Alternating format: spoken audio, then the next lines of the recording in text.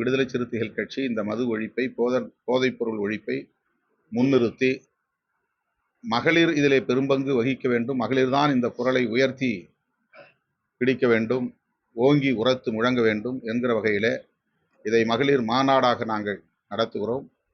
லட்சக்கணக்கான மகளிரை ஒருங்கிணைக்க திட்டமிட்டிருக்கிறோம். விடுதலை சிறுத்தைகள் கட்சியை சார்ந்த மகளிர் மட்டுமின்றி ஜனநாயக சக்திகளாக உள்ள அனைவரும், கட்சி சார்பற்ற ஜனநாயக சக்திகள் அனைவரும் இந்த அறப்போராட்டத்தில் பங்கேற்க வேண்டும். கட்சி வரம்புகளை கடந்து, அனைத்து வரம்புகளையும் கடந்து அனைவரும் ஒரே குரலில், ஒருமித்த குரலில் இதற்கு ஒத்துழைக்க வேண்டும்.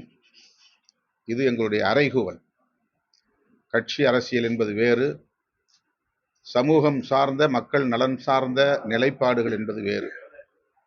24 மணி நேரமும் கட்சி சார்ந்தே நாம் நிலைப்பாடுகள் எடுக்க முடியாது. தேர்தல் நேரத்தில் தேர்தல் நிலைப்பாடு, அவ்வளவுதான். மற்ற நேரங்களில் நாம் மக்கள் நலன் சார்ந்துதான் எல்லோரோடும் இணைந்து செயல்பட வேண்டிய தேவை இருக்கிறது. தமிழ்நாட்டில் மதுவை ஒழிக்க வேண்டாம் என்று எந்த குரலும் இல்லை. மதுவை ஒழிப்போம் என்றுதான் எல்லா கட்சிகளும், எல்லா கட்சி தலைவர்களும் சொல்லுகிறார்கள். எல்லோரும் ஒருமித்து ஒரு நிலைப்பாட்டில் இருக்கிற போது மதுக்கடைகளை மூடுவதில் என்ன சிக்கல்? குக்கிராமங்கள் வரையிலும் போதைப்பொருள் புழக்கம் வந்துருச்சு. பள்ளி மாணவர்கள் மத்தியில் இது இன்னைக்கு வந்து கடுமையாக போய்கிட்டு இருக்கு. குறிப்பாக பெண் குழந்தைகளே இதற்கு இரையாகக்கூடிய நிலை உருவாகி இருக்கிறது. பெண்களுக்கு எதிரான வன்கொடுமைகள், பெண்களுக்கு எதிரான கொடூரமான குற்றங்கள், படுகொலைகள், கூட்டு வன்புணர்வு, இதுவெல்லாம் வந்து போதைக்கு அடிமையான சக்திகளால் தான் அதிகமாக நிகழ்ந்திருக்கிறது. இன்னைக்கு நிர்பயா கேஸாக இருந்தாலும் சரி, கொல்கத்தா மருத்துவ மாணவிக்கு எதிராக நடந்த அந்த கொடூரமாக இருந்தாலும் சரி, நடந்திருக்கிற பெரும்பாலான பெண்களுக்கு எதிரான வன்கொடுமைகள், கொடூரமான குற்றங்கள், இவை அனைத்தும் போதைக்கு அடிமையான இளைஞர்களால் தான் நிகழ்ந்திருக்கிறது, ஆண்களால் தான் நிகழ்ந்திருக்கிறது. இப்போ இன்னைக்கு வந்து நம்ம குடும்பத்தில் இல்லாமல் இருக்கலாம், நாளைக்கு நம்ம குடும்பத்தில் இது நடக்கலாம், யாருக்கும் இது நடக்கலாம். ஆகவே இது வந்து இருக்கிற கொடுமைகளிலேயே மிகவும் ஒரு சைலண்ட் டிசாஸ்டர்னு இதை சொல்லலாம். ரொம்ப அமைதியாக நடந்துகிட்டு இருக்கிற ஒரு பெரும் பேரிடர் இது, ஒரு பேரழிவு இது. அது பாட்டுக்கு நடந்துகிட்டு இருக்கு. அதில் என்னென்னா, ஹியூமன் ரிசோர்ஸஸ் வந்து நிறைய ஸ்பாயில் ஆகுது. 14-15 வயசுல நேற்று வந்து ஒரு அம்மா, அஞ்சனான்னு ஒரு அம்மா சொன்னாங்க, பையன் ஒருத்தர் சின்ன சின்ன பையங்க குடிக்கிறாங்க, பொட்ட பிள்ளைங்க குடிக்கிறாங்க, எனக்கு அப்படியே வயிறெல்லாம் பதறுது, எனக்கு நேர்ந்த மாதிரி நாளைக்கு இந்த குடும்பங்களை நேர்ந்துடக்கூடாதுன்னு நான் பதறேன். அப்பனை பார்த்து புள்ள குடிக்கிறான், மாமாவை பார்த்து மச்சான் குடிக்கிறான், அம்மாவை பார்த்து மகள் குடிக்கிறா, இது வந்து பரவிக்கிட்டே போகுது, எங்கே போய் முடியுமோ அப்படின்னு அவங்க சொல்கிறாங்க. ஒரு விக்டிம் குரல். 100 விழுக்காடு 45,000 கோடி வருமானம் வந்துச்சு, அடுத்து 50,000 கோடி வருமானம் வரும், இன்னும் நாங்கள் வந்து ரொம்ப லக்ஸுரியான பாரெல்லாம் திறக்க போகிறோம், இன்னும் நல்ல ஸ்டாண்டர்டான மதுவை வழங்க போகிறோம் அப்படிங்கிற மாதிரி போகிறது வந்து எந்த வகையில் ஏற்புடையதல்ல. நாளுக்கு நாள் அதில் வந்து ஒரு குறைச்சிக்கிட்டே வரணும். அந்த வருமானத்தை குறைச்சாதானே, கடைகளை குறைச்சாதானே வருமானம் குறையும். வருமானம் குறையிறது வந்து அது இந்த வருமானத்தை வச்சு தான் அரசை நடத்துகிறோம், ஆட்சி நடத்துகிறோம்னு சொன்னால் அதை வந்து எந்த வகையிலும் நியாயப்படுத்த முடியாது. அதை நியாயப்படுத்துவதில் எந்த அர்த்தமும் இல்லை. இந்த வருமானத்தை வைத்து ஆட்சி நிர்வாகம் நடத்துவோம் என்று சொல்லுவதை ஏற்க முடியாது. தொடர்ந்து நீங்க மதுவுக்கு எதிர்ப்பு குரல் தெரிவிச்சுட்டு தான் வரீங்க. தமிழக அரசுக்கு வந்து உங்களுக்கு திருப்திகரமா பதில் இது வரைக்கும் வந்திருக்கா? உங்களுக்கு தெரிஞ்ச வரைக்கும் நீங்க திருப்தி அடைஞ்சிருக்கீங்கன்னா 3 வருஷம் முடிஞ்சிச்சு. அதான் நீங்க சொன்ன மாதிரி இது வந்து இது உடனே ஒரு செகண்ட்ல அல்லது ஒரு நிமிஷத்துல எடுக்கிற முடிவு இல்லை. இது ஒரு பெரிய முடிவு, ஒரு பெரிய விஷயம், பெரிய முடிவு. அதனால வந்து நாங்க சொன்ன உடனே அவங்க வந்து திருப்திகரமா ஒரு பதில் சொல்லிடுவாங்க அப்படின்னு நாங்க எதிர்பார்க்கல. ஆனா இது சம்பந்தமா அவங்க ஒரு பாசிட்டிவான நிலைப்பாட்டுக்கு வரணுங்கிறது தான்.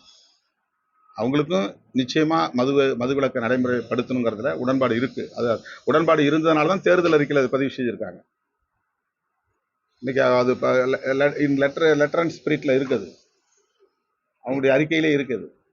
அப்போ அவங்களுக்கு முரணான கருத்தை நாம சொல்லலை, உடன்பாடான கருத்தை தான் சொல்றோம். பதில் உடனே வரணுங்கிறது அவசியம் இல்லை. நாங்க கேள்வி கேட்டால் அவங்க பதில் சொல்லணுங்கிறது இல்லை. இது மக்களுடைய கோரிக்கை, மக்களுக்கு அவங்க வந்து உரிய ரெஸ்பாண்ட் பண்ணணுங்கிறது தான். மிக முக்கியமான கோரிக்கை பார்க்கப்படுற இந்த விஷயம் இன்னும் 2 ஆண்டுல நிறைவேற்றப்படாமல் போய்விட்டால் தமிழக மக்களுக்கு உங்களோட இல்ல இல்ல stand எப்படி இருக்கும்? நாம் வந்து யூகமான ஒரு கேள்வியை நம்ம வந்து இப்படி செய்தால் அப்படி செய்யாவிட்டால் அப்படின்னு நம்ம போக வேண்டாம். ஒரு பாசிட்டிவா பார்ப்போம். மக்களுடைய கோரிக்கையை நாங்கள் முன்வைக்கிறோம். இந்த கோரிக்கையை ஒரு கட்சியினுடைய கோரிக்கையா இல்லாம பொதுமக்களின் கோரிக்கையா இதை முன்வைக்கிறோம். அதிலும் குறிப்பா தாய்மார்களின் கோரிக்கையா அதை முன்வைக்கணுங்கிறது எங்களுடைய விருப்பம். இதற்கு எல்லா சக்திகளும் வந்து துணை நின்றாதான் முடியும். கருத்து அதிமுகவுக்கும் மதுவிலக்கில் உடன்பாடு உண்டு. இடதுசாரிகளுக்கும் அதே நிலைப்பாடுதான். விடுதலை சிறுத்தைகளும் அதைத்தான் பேசுகிறோம். தமிழ்நாட்டில் உள்ள எல்லா கட்சிகளுமே மதுவிலக்கில் உடன்பாடாக இருக்கிற போது அரசு மதுபான கடைகளை படுஜோராக நடத்த வேண்டிய தேவை என்ன எழுந்தது? அதை ஏன் படிப்படியாக குறைக்கக்கூடாது? அதை ஏன் முற்றாக நாம் ஒழிக்கக்கூடாது? பிற மாநிலங்களுக்கு நாம் ஏன் முன்னோடியாக இருக்கக்கூடாது? பிற மாநிலங்களில் எல்லாம் மதுபானம் வியாபாரம் செய்யப்படுகிறது என்ற காரணத்தை நாம் சொல்ல தேவையில்லை. நாம் பிறருக்கு முன்னோடியாக இருக்கலாம். இன்றைக்கு பீகாரிலே மதுவிலக்கு நடைமுறையில் இருக்கிறது, குஜராத்திலே மதுவிலக்கு நடைமுறையிலே இருக்கிறது என்கிற போது ஏன் தமிழ்நாட்டிலே அதை நடைமுறைப்படுத்த முடியாது? மாநில சுயாட்சிக்கு முதல் மாநிலமாக தமிழ்நாடு இருக்கிறது என்று பெருமையோடு சொல்லுகிறோம். மொழி உரிமை போராட்டத்தில் தமிழ்நாடு முதல் மாநிலமாக இருக்கிறது என்று பெருமையோடு சொல்லுகிறோம். வடவர் ஆதிக்கத்தை எதிர்த்து குரல் கொடுக்கக்கூடிய மாநிலங்களில் முதன்மையாக இருப்பது தமிழ்நாடு என்று பெருமையாக சொல்லுகிறோம். இந்தி திணிப்பை நீட் எதிர்ப்பை எதிர்ப்பதிலே தமிழ்நாடு முதன்மையாக இருக்கிறது என்று சொல்லுகிறோம். இப்படி எல்லாவற்றிலும் பிற மாநிலங்களுக்கு முன்னோடியாக வழிகாட்டியாக இருக்கக்கூடிய மாநிலம் மதுவிலக்கை நடைமுறைப்படுத்துவதிலும் பிற மாநிலங்களுக்கு முன்னோடியாக ஏன் இருக்கக்கூடாது என்ற கேள்வியை விடுதலை சிறுத்தைகள் கட்சி எழுப்புகிறது. அந்த அடிப்படையில் தான் இந்த கோரிக்கையை நாம் முன்வைக்கிறோம். இந்த மாநாட்டை நடத்துவதற்கும் 2026 நடைபெறவிருக்கிற சட்டமன்ற தேர்தலுக்கும் முடிச்சு போட தேவையில்லை. அது வேறு, இது வேறு. இதில் எல்லோரும் சேர்ந்து குரல் கொடுக்க வேண்டும் என்று நாங்கள் அறைகூவல் விடுப்பது ஒரு தூய நோக்கத்திற்காகத்தான். இதில் எந்த விதமான உள்நோக்கமும் கிடையாது. எல்லோரும் எல்லாவற்றையும் அரசியலோடு இணைத்து பார்ப்பது, தேர்தலோடு இணைத்து பார்ப்பது, கூட்டணி கணக்குகளோடு இணைத்து பார்ப்பது என்று இதை அணுகுகிறார்கள். விடுதலை சிறுத்தைகள் தேர்தலை தேர்தல் நேரத்தில் மட்டும்தான் பார்க்கும். இந்த நேரம் நாங்கள் அதை ஒரு கருப்பொருளாக வைத்துக்கொண்டு எந்த முடிவையும் எடுக்கவில்லை. இதில் எந்த உள்நோக்கமும் இல்லை. இதை வந்து தேர்தல் அரசியலோடு கூட்டணி அரசியலோடு முடிச்சு போட வேண்டாம்.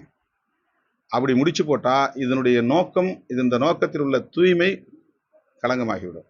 நாங்கள் இது வந்து உண்மையிலேயே மதுவை ஒழிக்கக்கூடிய அனைத்து ஜனநாயக சக்திகளையும் ஒருங்கிணைக்க விரும்புகிறோம். மதுவை ஒழிக்க வேண்டும் என்று உடன்பாடுள்ள கட்சிகள் என்று இந்த பட்டியலை நான் சொன்னேன். திமுகவுக்கும் உடன்பாடு உண்டு, அதிமுகவுக்கும் உடன்பாடு உண்டு, இடதுசாரிகளுக்கும் உடன்பாடு உண்டு. எல்லோரும் ஒரே மேடையில் இருக்க வேண்டிய ஒரு பிரச்சனை இது. அப்போ பத்திரிகையாளர்கள் கேட்டாங்க, அதிமுகவும் பங்கேற்கலாம். அதுவை ஒழிக்கிறதுக்காக என் கை கோக்கூடாதா அதிமுகவோட? ஈழத்தமிழர் பிரச்சனைக்காக நாங்கள் திமுக கூட்டணியில் இருக்கும்போதே அதிமுக சசிகலா நடராஜன் அவர்களோடும் பழ நெடுமாறன் அவர்களோடும் பாமக நிறுவனர் ராமதாஸ் அவர்களோடும் அந்த கூட்டணியில் உள்ள தலைவர்களோடும் நான் கைகோர்த்தேன். அப்போ நான் திமுக கூட்டணியில் தான் இருந்தோம். இந்த கூட்டணியில் இருக்கிறவங்க எங்களை வந்து தப்பாக நினைப்பாங்க நாங்கள் கருதலை. அவங்க வந்து திமுக கூட்டணியில் இருக்கிறவங்களை சேர்த்துக்க கூடாதுன்னு தயங்கினாங்க. நான் விடலை. நான் ஈழத்தமிழர் பிரச்சனைக்காக நான் நிற்கிறேன். எனக்கு கூட்டணி பெருசு இல்லை. திமுக என்ன எப்படி நினைச்சாலும் பரவாயில்லை. ஆனால் நான் ஈழத்தமிழர் பிரச்சனைக்காக உங்களோட நிற்கிறேன்னு அன்னைக்கு நான் நின்னேன். 2009 தேர்தல் வந்தப்ப நாங்கள் இருந்த கூட்டணியிலே தொடர்ந்தோம். அவ்வளோதான். ஒரு கூட்டணி விட்டு நான் தாவலை. நாங்கள் ஏற்கனவே 2006 உள்ளாட்சி தேர்தலில் இருந்து திமுக கூட்டணியில் இருந்தோம். 2009 ஈழத்தமிழர் பிரச்சனை வந்த நேரத்தில் நான் தனியாக போய் உண்ணாவிரத போராட்டத்தில் இருந்தோம். நான் எல்லா கட்சியும் கூப்பிட்டு பார்த்தேன், யாரும் வரல. உண்ணாவிரதம் இருப்போம் வாங்கன்னு பாமக உட்பட கடைசி வரலும் போய் உட்கார்ந்து நாங்கள் கெஞ்சி பார்த்தோம். ஒரு கட்சிக்கு ஒருத்தர் உட்காருவோம், நம்ம உண்ணாவிரதம் சாகுமுறை உண்ணாவிரதம். யாருமே ஒத்துழைக்கல. எல்லாம் பொங்கல் கொண்டாடி இருந்தாங்க. நான் மட்டும் போய் சாகுமுறை உண்ணாவிரதம் இருந்தேன். 4 நாள் தான் இருக்க முடிஞ்சது. அதுக்கு பிறகு மருத்துவர் ராமதாஸுடைய வேண்டுகோளை ஏற்று தான் நான் அந்த போராட்டத்தை முடித்தேன். அதற்கு பிறகு அவங்க என்னை விட்டுட்டு, ஏன்னா நான் திமுக கூட்டணியில் இருக்கிறேன்னு என்னை விட்டுட்டு அவங்க தனியாக ஆர்கனைஸ் ஆகி போனாங்க. நான் சொன்னேன், ஈழத்தமிழர் பிரச்சனையில் விடுதலை சிறுத்தைகள் வந்து தொடர்ந்து போராடிட்டு இருக்கிறோம். எங்களுக்கு கூட்டணி முக்கியம் இல்லை, தேர்தல் அரசியல் முக்கியம் இல்லை. நான் உங்களோட இணைந்து வேலை செய்யணும். நாங்களே இணைந்து வேலை செய்வோம். கிட்டத்தட்ட 1.5 வருஷம் நாங்களோட இணைந்து போனோம். தேர்தல் நேரத்தில் நாங்கள் மறுபடியும் திமுக கூட்டணிக்கு அதே கூட்டணியில் தான் இருந்தோம். அதே கூட்டணியில் தொடர்ந்தோம். அந்த மாதிரி வந்து ஒரு கூட்டணியில் இருந்தால் இன்னொரு கூட்டணி எடுக்கிற நல்ல பிரச்சனையில் பேசக்கூடாது, கைகோக்கக்கூடாதுங்கிறதெல்லாம் வந்து தவறான ஒரு அணுகுமுறை. அதனால நாங்கள் வந்து இந்த மது ஒழிப்புக்கு வந்து உண்மையிலேயே அதிமுக இந்த மதுக்கடையில் மூடணும்னு நினைச்சா வரட்டும், மேடையில் பேசட்டும். அதில் எங்களுக்கு ஒன்றும் ஆட்சேபனை கிடையாது. தொடர்ந்து பாமகவும் பாஜகவும் நாங்கள் வேண்டாம்னு சொல்றது காரணம் அடிப்படையிலே அவங்க வந்து ரொம்ப ஃபண்டமெண்டலிஸ்ட். அவங்களுக்கு வந்து எந்த சூழலிலும் சாதியமும் மதத்தையும் விட முடியாது.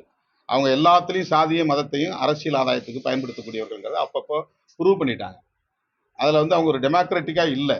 அதனால நாங்கள் வந்து ஒரு ஒரு நிலையான முடிவாக எடுத்துட்டோம். எந்த காலத்திலும் பாட்டாளி மக்கள் கட்சியோடும் பாரதிய ஜனதாவோடும் எங்களால் வந்து இணைந்து செயல்பட முடியாது. ஒரு கட்டத்தில் பாமகவோட நாங்கள் இணைஞ்சோம். எங்களோட வந்து கடுமையான முரண் இருந்த காலத்திலும் கூட தமிழ் பாதுகாப்பு இயக்கத்தில் சேர்ந்து நாங்கள் வந்து கைகோர்த்து பயணித்து பார்த்தோம். 2011 சட்டமன்ற தேர்தலில் கூட்டணியில் இருந்து பார்த்தோம். 2011 தேர்தலில் அவர் எதிர்பார்த்த பலன் கிடைக்கலன்ன உடனே அவர் ஸ்டாண்டை சேர்ந்து பயணித்து பாட்டாளி மக்கள் கட்சியோட எங்களுக்கு ஒரு பட்டறிவு கிடைச்சிருச்சு. அவங்க வந்து ஃபண்டமெண்டல் காஸ்ட் ஃபோர்ஸுங்கிறது தெரிஞ்சிருச்சு. அதனால அவங்களோட நாங்கள் சேர முடியும். நேற்று யாரும் கேட்கல, இன்னைக்கு கேட்டிருக்கிறீங்க. அதுதான் அவருக்கும் மது ஒழிப்பில் உடன்பாடு இருக்கும் இல்லையா, கட்டாயமாக அவங்க வரலாம்.